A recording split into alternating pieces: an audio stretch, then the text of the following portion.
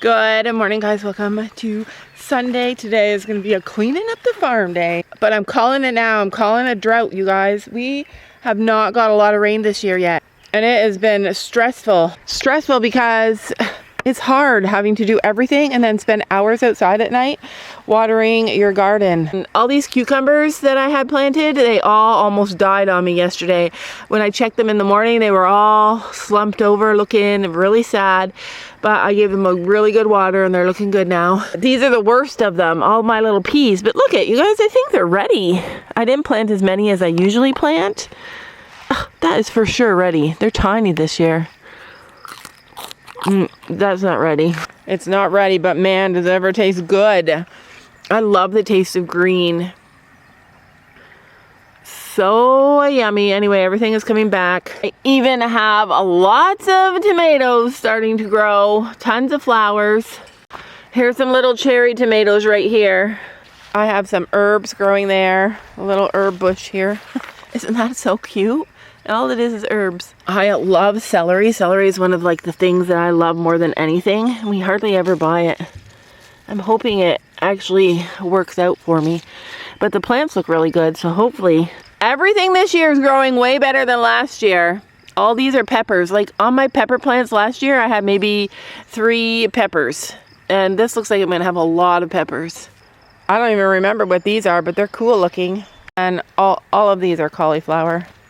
Sophie's carrots, some strawberries, little bits of strawberries. We won't have a lot of strawberries this year, but there are strawberries on every plant somewhere, or at least there were strawberries on every plant. I have raspberries on my raspberry bush and no blueberries yet, but those bushes take a while to mature and actually grow. So hopefully by next year, I have a happening little batch of raspberries and blueberries. Sam's waiting for me. It's actually not that hot out. Hotter than yesterday morning. Last night when I came down to this barn to water my garden, I had to turn the water on down here. Posey was all curled up in that blanket. It literally looked like somebody had covered her up in the blanket and just her head was peeking out and she looked so cute.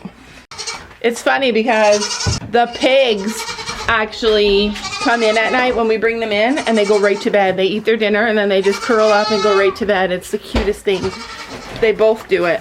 Winston is so funny. I just saw him a second ago. He had his watch. Maybe he'll do it again.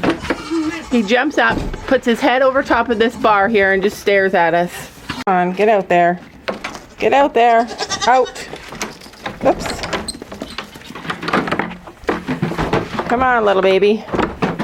I literally try and arrange it so that I let the mamas eat their grain first. And then I let the babies out. But then the mamas are so dumb, they won't eat unless the babies are out because they want their babies. So, and then I try and leave the mamas in until they eat. Oops. And the mamas freak out and the babies freak out and nobody eats until they're reunited. But you guys, listen to this crazy story. I think I'm just overreacting, but I want to tell you guys just in case. So these 2 yearlings are on grain restriction currently.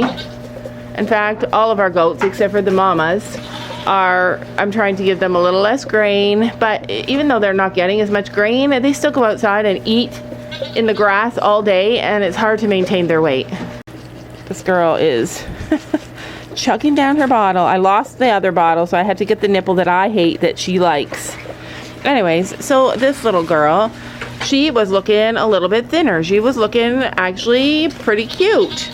Her body looked better. Just like this one over here. Her body looks better. She was chubbier than that before, and now she's looking great on this grain restriction. Slow and steady wins the race, sister. Slow and steady. And you're done. It's finished. I'll get you some grain. She gets a little tiny bit of grain. I have to hand feed it to her because nobody will let her eat it. But she's doing great. She's fitting into the herd. She's with the babies. They headbutt her and push her away, and she fights back, and it's going well. So back to my story. So I don't know if you guys remember, but early in the spring, like, I don't know, maybe May, March, April, I don't know.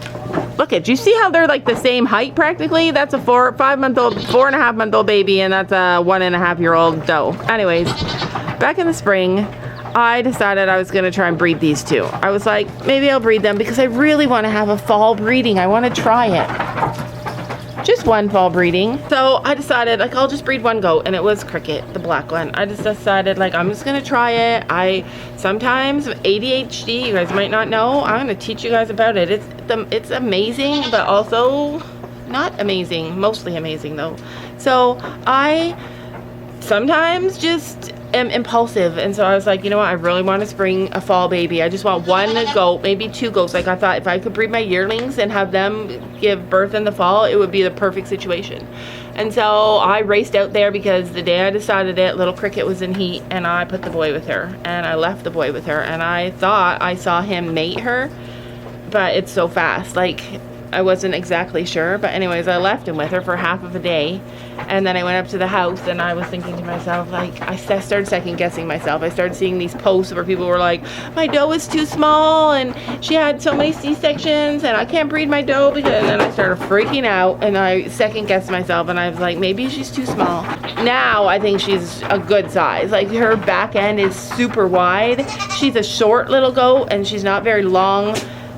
Her, like, the length of her body, she's a super short goat. Her legs are really short, but she's not super wide, or she's not super long through the length of her body, through this part of her, but she actually looks really good now, and her back end is really nice. So I know I'm ready to breed her in the fall. So I took her out, and I decided I wasn't going to breed her. I decided that I didn't think maybe she wasn't ready, because I couldn't tell for sure that she'd been bred or not.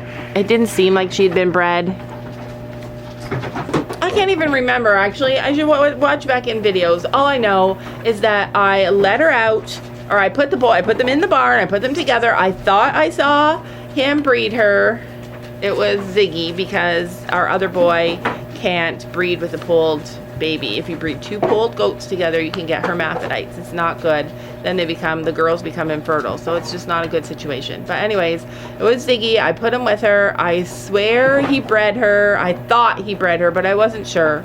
Anyways, but how you tell if your doe is in heat or not, or how you tell if your doe has been bred or not, is if they come back into heat, then you for sure know that they're not bred. And then sure enough, 3 weeks later, she was at the fence. She's a submissive doe. She's not the lead. So if another doe is in heat at the same time, the other doe will be the one that's in the front at the fence, and the one that's submissive will be in the back. And then you can't really tell if she's in heat. She's just standing kind of close to the fence. She's not like rubbing up against the fence and making moon eyes at the boys. She's just standing there. So she did that, and I'm pretty sure she came baking to heat. But then I started second guessing myself, and I was thinking, well, maybe she was just standing at the fence. Maybe she actually was bred. Then, literally, another 3 weeks goes by. Another 3 weeks go by, and she's at the fence again. And so I'm like, yeah, she's definitely not bred. Definitely not bred. Because she's apparently gone into heat twice since I mistakenly tried to breed her. I don't know if you guys can see. So anyways, twice I've second guessed myself. Twice I've reassured myself when she's gone into heat that she's definitely not pregnant. But she's on a restricted diet, and I swear she looks like she's getting fatter. Like, she looks fatter. Don't run away. I just want to pet your belly. And she's fat.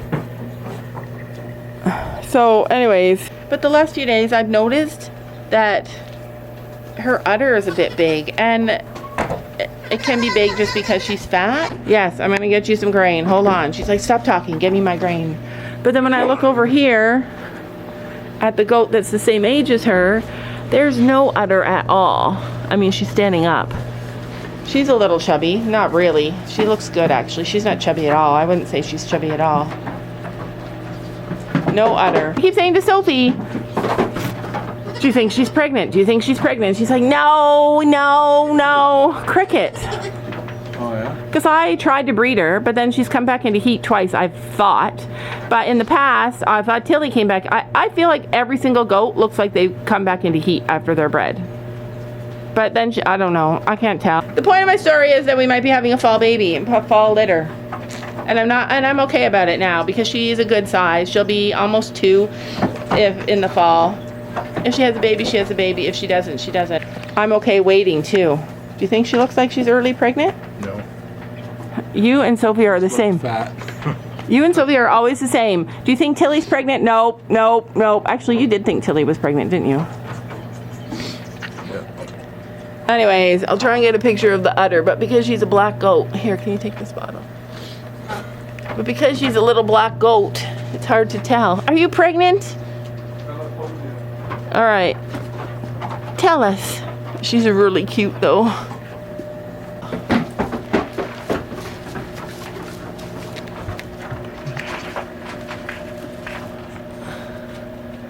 She's walking away.